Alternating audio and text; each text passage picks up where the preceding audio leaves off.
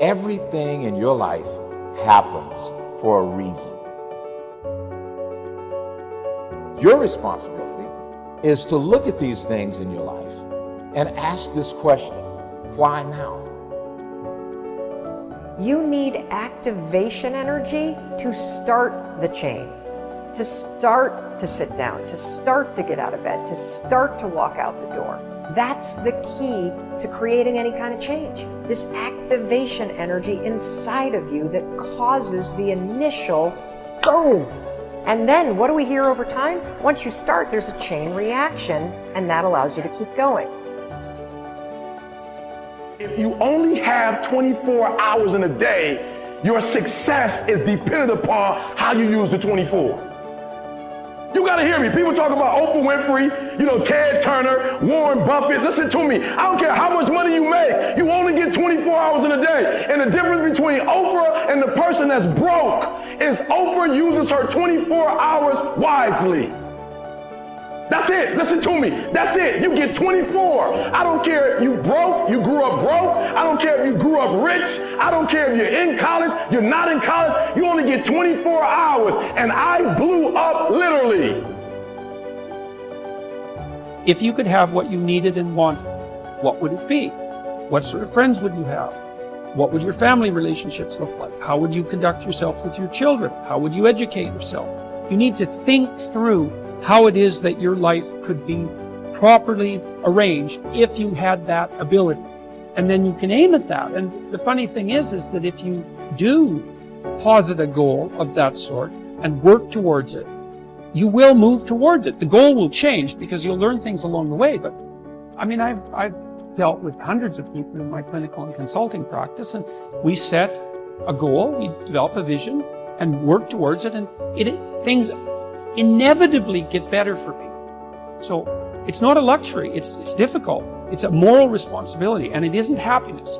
It's not, the pursuit isn't for happiness. There's always more room to grow. There's always more knowledge to gain, always more skills to perfect. We're never done with the education process because education is part of the path to wealth. Education and learning is part of the path to health. Continued education can turn you around if you're headed in the wrong direction. We need to open up our minds to different alternatives. We need to learn to appreciate the other side of the debate so that we can strengthen our own and defend our own. We need to expose ourselves to a wide range of thoughts and philosophies and ideologies. Be eager to learn.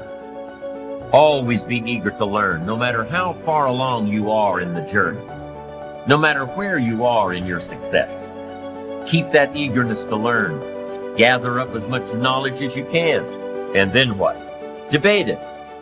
Put it all on the table and look at it. Dissect it. Turn it around and stare at it. Ask questions. Make statements.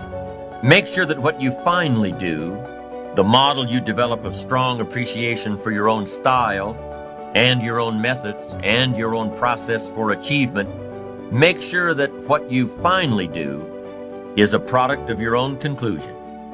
That's what's valuable. Be a student, not a follower.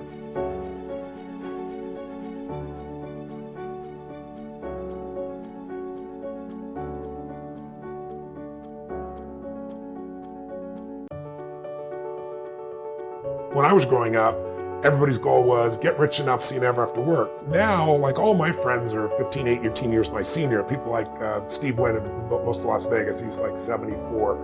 Warren Buffett's 85. Peter Gruber, one of my dearest friends in the world, owns the Golden State Warriors, the LA Dodgers. We're partners in the LAFC football team in LA. Brilliant guy, 74 years old. And they're all working harder now than they ever were, and they don't have to work. So the goal is make enough money so you don't have to work, and then you'll do what you love and you'll pour your time and energy into it. But you have to make that decision. It's the first most important decision is I'm going to become an owner of American business.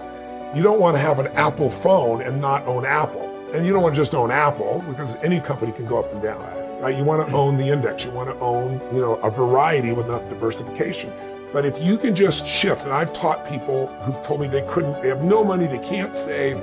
It's really easy once you get momentum. I run a company with hundreds and hundreds of team members, multiple profit centers within the company. Every one of those folks has a plan for the revenue they're going to produce in this month, this quarter, and this year, and the expenses they're going to spend to do that in this month, this quarter, and this year. Thereby, we do annual projections. It's really not rocket science. It's 6th grade math. What are you going to do with your money? Don't get to the end of the month and go, where'd it go? Because you end up being a rat in a wheel. And you work your whole life. Run, run, run, run, run, run, run, run, run, run. And you get to the end of your life and there's nothing. And you earned $4 to $10 million in your working lifetime. And you have nothing because you didn't write it down. It's a serious principle. You got to get out of debt and stay out of debt. Now, everybody knows Dave Ramsey's going to say that. Everybody knows I'm going to say Proverbs 22:7. The borrower is slave to the lender. When you don't have any payments, you know what you got? Money. That was hard. Are we through yet? You getting this? It's not deep, but I wanna. Yeah, that's the problem. I wanna. I need nothing, but I want a lot of stuff. There's nothing wrong with getting you some nice stuff, but the problem is when your stuff gets you. When you got a student loan that's been around so long you think it's a pet. When MasterCard is your master. When you have discovered bondage or American distress. Well, you can't live without debt. That's what my finance professor said too, and he was broke. What's wrong with that picture? A broke finance professor. Broke finance professor is like a shop teacher with missing fingers.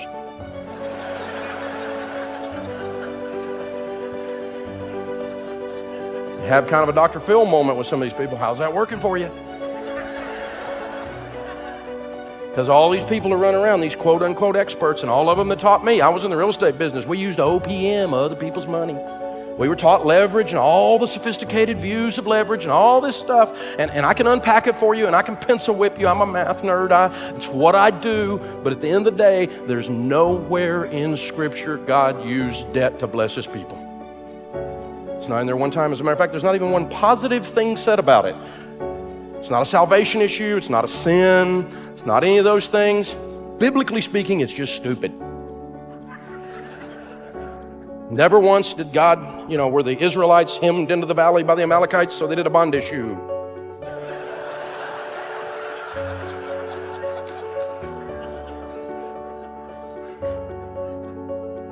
You gotta know the Word. Study the Word. Because God will show you. Because He loves you. He's got a plan for you. The third one. First one is you got to do a budget. Second one is you got to get out of debt. Because if you don't have any payments, you got money. The third one is quality relationships. Now this is kind of weird. But think about it. Marriage is grand.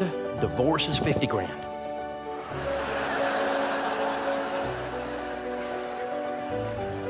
Dysfunction in the family costs you money. Straight up. Crazy parents, drunk brothers.